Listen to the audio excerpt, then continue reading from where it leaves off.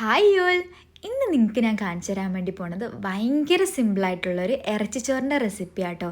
എനിക്ക് കുറച്ച് നാളായപ്പോൾ ഇറച്ചിച്ചോറ് ഞാൻ ഭയങ്കര കൊതിയായത്.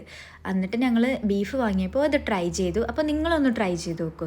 നമ്മൾ ആദ്യം തന്നെ പാനിൽ ഓയിൽ ഒഴിച്ചു, എന്നിട്ട് അതിന് ശേഷം കുറച്ച് സ്പൈസസ് ഒക്കെ ആഡ് ചെയ്ത് കൊടുത്തു കേട്ടോ. എന്നിട്ട് ഇതൊന്ന് റെഡിയായി വന്നപ്പോൾ നമ്മൾ 1.5 സവോള ചോപ്പ് ചെയ്തത് ആഡ് ചെയ്തു. ഇത് നല്ലോണം ഒന്ന് വഴറ്റി വന്നപ്പോൾ ഇതിനകത്തേക്ക് ജിഞ്ചറും ഗാർലിക്കും ചോപ്പ് ചെയ്തത് ആഡ് ചെയ്തു. അതിന് ശേഷം പച്ചമുളക് ഇടിച്ച് വെച്ചിട്ടുണ്ടായിരുന്നു, അതും ആഡ് ചെയ്ത് കൊടുത്തു. ഇതൊരു ബ്രൗണിഷ് കളറായി വന്നപ്പോൾ നമ്മൾ ഇതിനകത്തേക്ക് ടൊമാറ്റോ ഉണ്ടായിരുന്നു, അതും കൂടെ ആഡ് ചെയ്ത് എല്ലാം കൂടി നല്ല രീതിക്ക് മിക്സ് ചെയ്ത് കൊടുത്തിട്ട് നെക്സ്റ്റ് സ്റ്റെപ്പ് എന്ന് പറഞ്ഞാൽ നമ്മൾ പൗഡർ ഇടലാട്ടോ. നമ്മൾ ആദ്യം തന്നെ മഞ്ഞപ്പൊടി ഇട്ടു, പിന്നെ നമ്മൾ മുളക് പൊടി ഇട്ടു. മുളക് പൊടി കുറച്ച് കൂട്ടിയിട്ടു കേട്ടോ. പിന്നെ പിരിയമുളക് ആട്ടോ ഇത്. പിന്നെ അതിന് ശേഷം നമ്മൾ ഗരം മസാലയും പിന്നെ അതുപോലെ തന്നെ മല്ലിപ്പൊടി ഇട്ടു. മല്ലിപ്പൊടിയും നല്ല രീതിക്ക് കൂട്ടിയിടണം. കാര്യം എന്ന് വെച്ചാൽ ഫ്ലേവർ നമുക്ക് എടുത്ത് കിട്ടാൻ വേണ്ടിയിട്ട് മല്ലിപ്പൊടിയും കുറച്ചും കൂടി കൂട്ടിയിട്ട് എല്ലാം കൂടി നല്ലോണം മിക്സ് ചെയ്തു. ഇതിൻ്റെ പച്ചച്ചുവ കിട്ടരുതല്ലോ പൊടീൻ്റെ.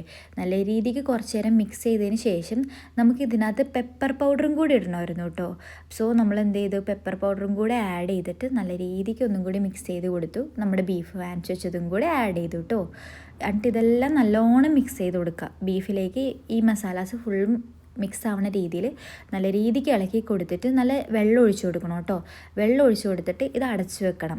നല്ല രീതിക്ക് ബീഫ് വേവണം. സോ വെള്ളം ഒഴിച്ചു കൊടുക്കുക. ഇടയ്ക്ക് നമ്മുടെ ബീഫ് വേവാൻ കുറേ ടൈം എടുത്തു. നമ്മൾ വെള്ളം ഒഴിച്ചു കൊടുക്കും, മസാല കുറച്ചും കൂടി ആഡ് ചെയ്ത് കൊടുത്തു. അതാണ് ഇത് ഇത്ര ബ്രൗൺ ആയിട്ട് നിൽക്കുന്നത്. എന്നിട്ട് തേങ്ങാപ്പാലാണ് നമ്മൾ ഇതിനകത്ത് ആഡ് ചെയ്ത് കൊടുക്കുന്നത്. തേങ്ങാപ്പാൽ ആഡ് ചെയ്തിട്ട് ഇതിനകത്തേക്ക് നമ്മൾ മല്ലിയില ഇടണം. മലയിലിട്ട് നല്ലോണം ഇളക്കി. ബീഫ് വേവാൻ കുറേ ടൈം എടുത്തു, പക്ഷെ നമ്മൾ ഇടയ്ക്ക് നോക്കുന്നുണ്ടായിരുന്നു. അതിൻ്റെ കൂടെ വെള്ളം ആഡ് ചെയ്തിട്ട് കുറേ നേരം കഴിഞ്ഞപ്പോൾ അത് റെഡിയായി. പിന്നെ അതിന് ശേഷം നമ്മളിവിടെ അരി ഇവിടെ ഊറ്റി വെച്ചിട്ടുണ്ടായിരുന്നു. അപ്പോൾ അരിയും കൂടെ ആഡ് ചെയ്ത് കൊടുത്തു കേട്ടോ. നമ്മൾ 1/2 hour ഈ അരി വെള്ളത്തിൽ സോക്ക് ചെയ്ത് വെച്ചിട്ടാട്ടോ നമ്മൾ ഇത് സ്ട്രെയിൻ ചെയ്തിട്ട് ഇതിനകത്തേക്ക് ആഡ് ചെയ്യുന്നത്.